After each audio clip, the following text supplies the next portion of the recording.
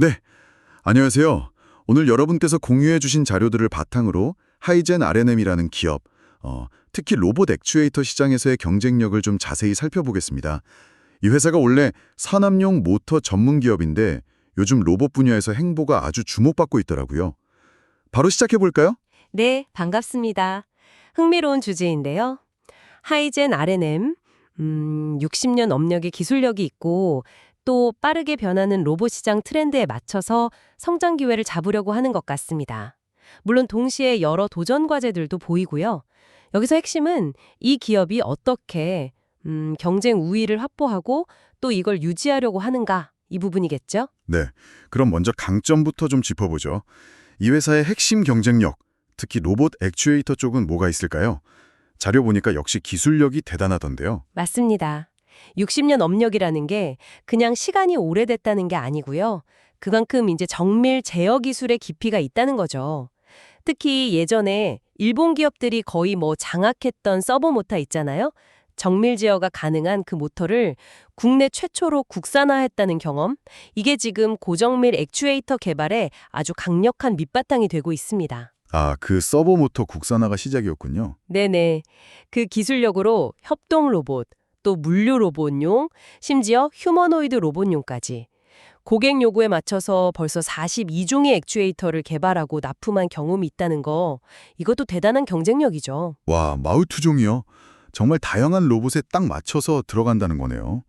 특히 자료에 넣은 A사, B사, C사 같은 국내 대기업들하고 협력 관계도 눈에 띄더라고요. 이게 안정적인 매출 확보에도 도움이 될 것 같고요. 그렇습니다. 이 주요 고객사들하고 긴밀하게 협력한다는 게 단순히 부품 공급하는 걸 넘어서요. 같이 기술 개발하고 또 양산 경험 쌓고 시장 점유율 확대에도 아주 중요한 기반이 되거든요. A사와는 협동 로봇이랑 AMR용 액추에이터 개발 끝냈고 추가 개발도 하고 있고요. B사와도 모터 양산을 같이 하고 있죠. 이게 다 기술력이랑 신뢰도를 보여주는 사례라고 할 수 있습니다. 근데 이렇게 주요 기업들과 파트너십이 좋긴 한데 혹시 자료에 소수 고객사에 대한 의존도가 너무 높아질 수 있다? 뭐 이런 리스크 언급은 없었나요? 그 부분을 직접적으로 지적하진 않았어요, 자료에서는. 하지만 충분히 생각해 볼 수 있는 지점이죠.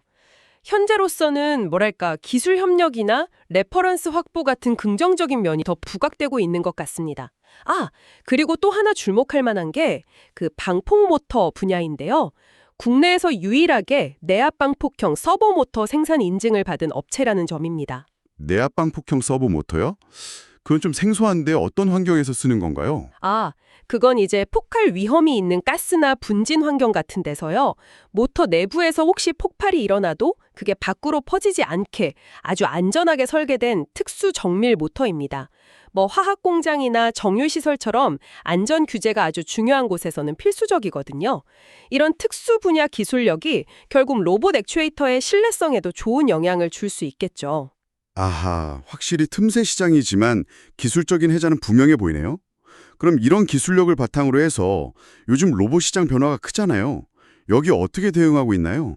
특히 그 휴머노이드 로봇이 나오면서 액추에이터 수요가 엄청 늘 거라는 분석이 인상 깊었어요. 네, 아주 중요한 변화죠.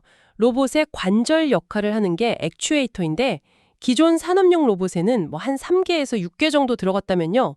사람 닮은 휴머노이드 로봇에는 이게 18개에서 많게는 75개까지 필요할 걸로 보고 있습니다. 75개요? 와, 네, 단순히 개수만 늘어나는 게 아니고요.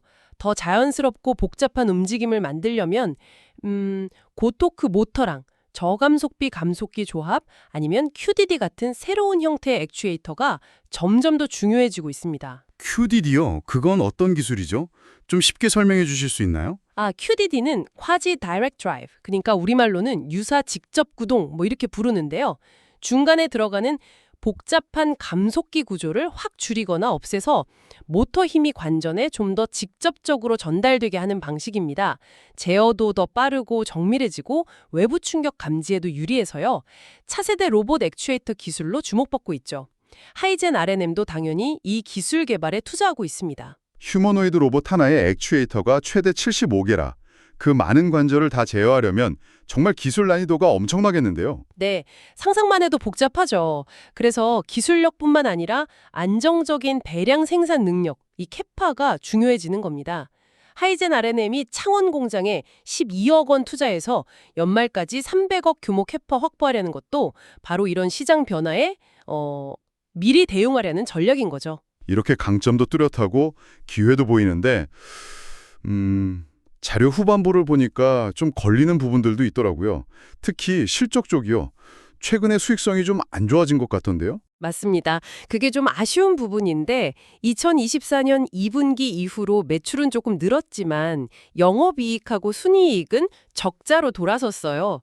자료 분석을 보면 원자재 가격 상승이나 로봇 액추에이터 설비 투자 같은 것 때문에 매출 원가와 판관비가 늘어난 게 주된 원인으로 보입니다. 또 로봇 시장 경쟁이 워낙 치열해지니까 가격 압박도 있었을 수 있고요. KB증권 리포트에서는 향후에 매출 성장률이 좀 둔화될 수도 있다는 얘기도 했고요. 경쟁 심하라면 구체적으로 어떤 상황인가요? 해외 진출은 아직 좀 초기 단계라는 언급도 있었던 것 같은데요. 네, 맞아요. 로봇 액추에이터 시장은 기술력 있는 국내외 기업들이 지금 막 뛰어들면서 경쟁이 아주 치열해지고 있습니다. 특히 가격 경쟁력이랑 기술 혁신 속도, 이게 중요해지고 있죠. 하이젠 R&M 수출 비중이 한 10% 정도 되는데 아직은 중국 시장 중심의 범용 모터 비중이 좀 높아요. 주력하려는 이 로봇 액추에이터 분야에서 의미 있는 해외 성과는 아직 뚜렷하게 보이지 않는 상태입니다. 재무 건전성은 비교적 괜찮다고 나오지만 결국은 수익성 개선이랑 글로벌 시장에서 통할 수 있는 기술 경쟁력 확보, 이게 시급한 과제라고 할 수 있겠죠. 자, 그럼 종합을 해보면 하이젠 R&M은 60년 기술력, 또 다양한 맞춤형 액추에이터 개발 경험, 주요 고객사와의 파트너십, 이런 걸 무기로 로봇 액추에이터 시장에서 확실히 자리를 잡아가고 있는 것 같습니다. 특히 휴머노이드 로봇 시대에 대비해서 생산 능력 확보에 힘쓰는 모습도 긍정적으로 보이고요. 네, 그렇죠. 하지만 최근 수익성 악화나 점점 치열해지는 경쟁 환경, 그리고 아직은 좀 제한적인 해외 시장 성과, 이런 건 분명한 도전 과제입니다. 결국 기술력이랑 양산 능력이라는 강점을 어떻게 실제 수익으로 잘 연결하고 또 QDD 같은 차세대 기술 경쟁에서 앞서 나갈 수 있느냐, 이게 앞으로의 성장을 결정지을 중요한 변수가 될 겁니다. 이건 뭐랄까, 하드웨어 부품사가 로봇 생태계 안에서 어떻게 계속 가치를 만들어낼 것인가 하는 근본적인 질문이기도 하고요. 네, 오늘 분석을 통해서 로봇 산업의 핵심 부품이죠. 이 액추에이터 시장의 경쟁 구도를 여러분께서 조금 더 깊이 이해하시는 계기가 되었으면 합니다. 마지막으로 이런 질문 한번 던져보고 싶네요. 앞으로 로봇 기술이 더 발전하고 부품 모듈화나 아웃소싱이 더 빨라진다고 가정했을 때요. 하이젠 R&M처럼 액추에이터 부품 일부를 직접 만들고 또 고객 맞춤형 솔루션을 강조하는 전략이 미래 시장에서도 계속 통할 수 있을까요? 아니면 결국에는 더 전문화되고 규모의 경제를 갖춘 글로벌 액추에이터 전문 기업들이 시장을 주도하게 될까요? 한 번쯤 생각해 보시면 흥미로울 것 같습니다.